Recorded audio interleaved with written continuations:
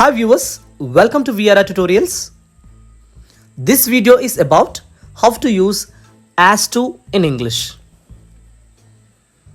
If you find this video is useful, please do like, share, comment and subscribe to our channel. Let's get to the topic, as to. So the meaning of as to is, it gives a lot of meanings. అంటే different సిచ్యువేషన్స్లో డిఫరెంట్గా మనం మీనింగ్ని అర్థం చేసుకోవచ్చు. But కామన్గా అయితే మనకి about అని, లేదంటే రిలేటింగ్ టు లేదంటే విత్ రిఫరెన్స్ టు అనే మీనింగ్స్ వస్తాయి. సో మరి యాజ్ టు ఎందుకు వాడాలి? అబౌట్ వాడచ్చు, రిలేటింగ్ టు వాడచ్చు. సో బట్ కొన్ని సందర్భాల్లో యాజ్ టు వాడినప్పుడు అది ఫార్మల్గా ఉంటుంది, ఫార్మల్. సో అది ఎలా వెళ్తుంది? యాజ్ టు అనేది సెంటెన్స్లో ఎలా వస్తుందంటే, as to often goes before words like what, which, how, who, whom, why and whether. ఈ as to అనేది what, which, how, who, whom, why and whether అనే కాంబినేషన్లో వెళ్తుంది. మనం కొన్ని ఎగ్జాంపుల్స్ తెలుసుకుందాం, దాని తర్వాత మనం కొన్ని ఆల్టర్నేటివ్స్ కూడా తెలుసుకుందాం. లేదంటే ఎగ్జాంపుల్స్లోనే కొన్ని ఆల్టర్నేటివ్స్ కూడా మనం చెప్పుకోవచ్చు. So the first example is, I'm not sure as to whether it would rain. I'm not sure as to whether it would rain. అంటే వర్షం వస్తుందో లేదో అనేది నాకు షూర్గా తెలియదు. So I'm not sure as to whether it would rain. ఇప్పుడు ఆ యాజ్ టుకి బదులు మనం I'm not sure about whether it would rain అని కూడా చెప్పొచ్చు, యాజ్ టుకి బదులు. Okay, that is the about is the alternative. Next, there is some doubt as to whether the information is totally accurate. There is some doubt as to whether the information is totally accurate. అంటే కొంచెం డౌట్గా ఉంది, దేని గురించి, the information కరెక్టా, ఖచ్చితమా కాదనే డౌట్గా ఉంది. ఇక్కడ యాజ్ టు అంటే about whether the information is totally accurate. So concerning అని కూడా చెప్పుకోవచ్చు, కన్సర్నింగ్ ద ఇన్ఫర్మేషన్ అని కూడా చెప్పుకోవచ్చు. Next example is, as to your earlier question, I don't know the answer.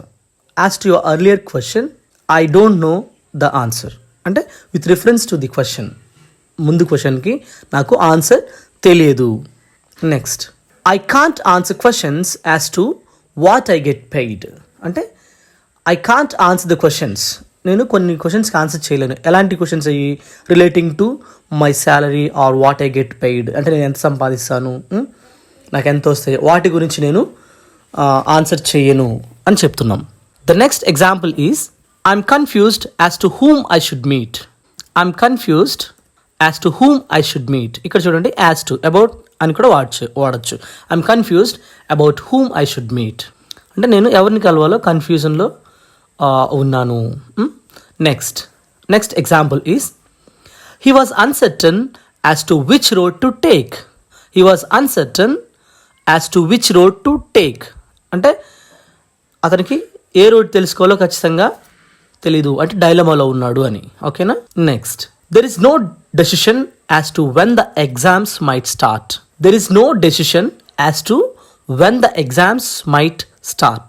అంటే ఎప్పుడు ఎగ్జామ్స్ స్టార్ట్ అవుతాయో అనే దాని గురించి ఇంకా డెసిషన్ తీసుకోలేదు అని చెప్తున్నాం.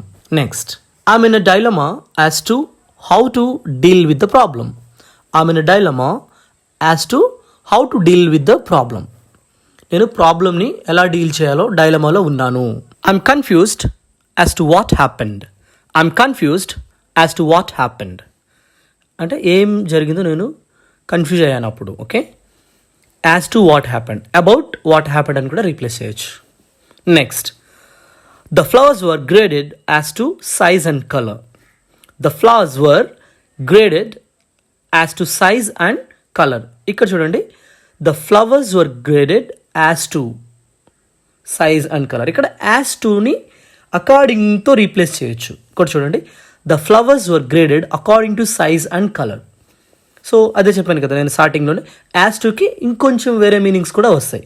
సో ఇది అకార్డింగ్ టు అనే మీనింగ్ వస్తుంది ఇక్కడ. Okay, the flowers were graded as to size and colour. Next example, the students were standing as to height. Students height ప్రకారం నిల్చున్నారు. The students were standing as to height, according to height అన్నట్టు అక్కడ. ఓకేనా?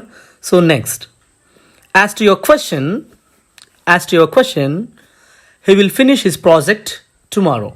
అంటే concerning your question. Okay, ఇక్కడ concerning అని కూడా చెప్పుకోవచ్చు, లేదంటే about the question you asked అని చెప్పొచ్చు. Okay, as to your question he will finish his project tomorrow. అంటే మీరు అడిగిన క్వశ్చన్ ప్రకారం దాన్ని బట్టి ఆ ప్రాజెక్టు రేపు ఫినిష్ చేస్తాడు అతను అని చెప్తున్నాం. Next, we are waiting for confirmation as to the meeting schedule. We are waiting for the confirmation as to the meeting schedule. అంటే మేము మీటింగ్ స్కెడ్యూల్ కన్ఫర్మేషన్ కోసం ఎదురు చూస్తున్నాము, దాని గురించి.